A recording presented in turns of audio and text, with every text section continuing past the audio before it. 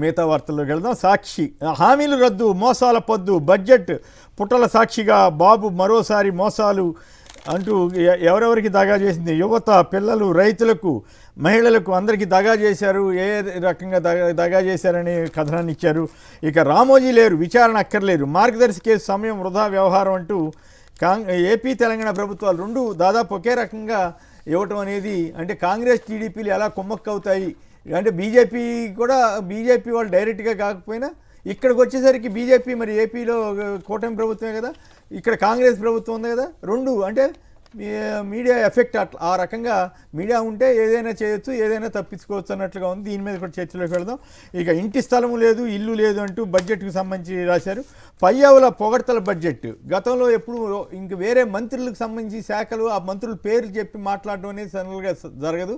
కానీ పయ్యావుల కేశవ్ గారు లోకేష్ గారి గురించి, అంటే ఆ మధ్య ఒక వార్త వచ్చింది, లోకేష్ గారితో మేము ఎక్కడ పడతామండి అని చంద్రబాబు గారితో మన పయ్యావుల కేశవ్ గారు అన్నారంట.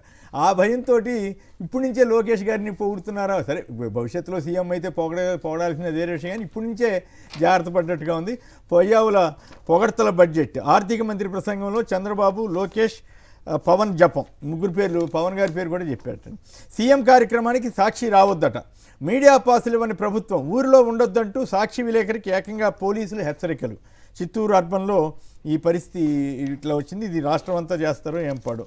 అలాగే అప్పుల్లో దాగుడు మూతలు. నిజాలు దాచేసిన చంద్రబాబు కూటమి ప్రభుత్వం మొత్తం అప్పుల వివరాలు చెప్పకుండా తొలిసారి బడ్జెట్ ఇన్ బ్రీఫ్. కలర్ ఎక్కువ, కంటెంట్ తక్కువ అన్న బుగ్గన రాజేంద్రనాథ్ రెడ్డి రాష్ట్ర బడ్జెట్పై ఆయన చాలా ఆసక్తికరంగా మొత్తం విశ్లేషించి ఎక్కడెక్కడ ఏమేమి లోపాలు ఉన్నాయనేది, అసలు ఎంత దారుణంగా మోసం చేశారు అనేదాన్ని ఆయన విశ్లేషించారు. ఎమ్మెల్యేల పనితీరుపై నివేదికలు తెప్పిస్తున్న క్యాడర్కు నాయకులకు మధ్య సమన్వయం లోపించింది, త్వరలో నియోజకవర్గాల వారీగా సమావేశాలు నిర్వహిస్తానని టీడీపీ శాసనసభాపక్ష సమావేశంలో సీఎం చంద్రబాబు. పోసానికి 14 రోజుల రిమాండ్, రాత్రి 9:30 నుంచి తెల్లవారుజాము వరకు వాదనలు. మాజీ ఏపీ ఏఏజీ పొన్నవోలు పోసాని తరపున వాదించారు. తెలుగు తమ్ముళ్ల ఘరానా మోసం. ఉద్యోగాల పేరిట 350 మందిని మోసం చేసిన టీడీపీ నేతలు. 6 కోట్లకు కూర్చోబెట్టిన శ్రీకాకుళానికి చెందిన ఎవరో ధర్మారావు రెడ్డి. జగన్ కుట్రల పట్ల అప్రమత్తంగా ఉండండి. బిల్డప్ బాబాయిలు టీడీఎల్పీ సమావేశంలో జగన్కి వ్యతిరేకంగా మాట్లాడిన అంశాలను ప్రముఖంగా ఇస్తారు కదా. ఈ రకంగా అసలు అన్ని పచ్చి అబద్ధాలు, వివేక హత్య కేసు కానీ ఇంక వేరే అసలు వాళ్ళు చెప్పుకోవడానికి ఏమి లేక, సూపర్ సిక్స్ ఇవన్నీ మాట్లాడుకునే పరిస్థితి లేక ఈ ఎంతసేపు జగన్ గారి మీద పడి ఆడవటం అన్నట్టుగా ఈనాడు వాళ్ళు రాయటం కానీ ఇవన్నీ కానీ దానికి తగ్గట్టుగానే చంద్రబాబు గారు మాట్లాడటం. ఆ బూతుల స్క్రిప్ట్ సజ్జలదేనంట. ఆయన చెప్పినట్లే ప్రెస్ మీట్లో రెచ్చగొట్టే వ్యాఖ్యలు చేశారంట. ఎవడో నమ్ముతాడండి, ఇప్పుడే చెప్పారు కదా మన వాళ్ళు. బాహుబలి బడ్జెట్ అంట, బళీ అంట, బళీరా అని.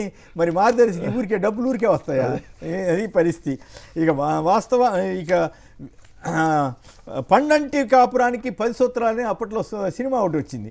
అట్లా ఈ ఆంధ్రప్రదేశ్ బిల్డప్ బాబాయ్ 10 సూత్రాలంట, పండంటి ఆంధ్రప్రదేశ్కి 10 సూత్రాలని వీళ్ళు స్వర్ణాంధ్ర దిశగా తొలి అడుగంటే వీళ్ళే రాశారు మొన్న. స్వర్ణాంధ్ర ఏమి 2047 మాకే అర్థమయ్యే సావట్లేదు, మీరు ఇదేంది ఈ పిచ్చికోవాలని చెప్పి వాళ్ళే రాశారు. ఇప్పుడు తొలి దిశగా అడుగులని వాళ్ళు అంటున్నారు. అది తర్వాత ఈ ప్రధానమైనటువంటి అంశాలు. ఇక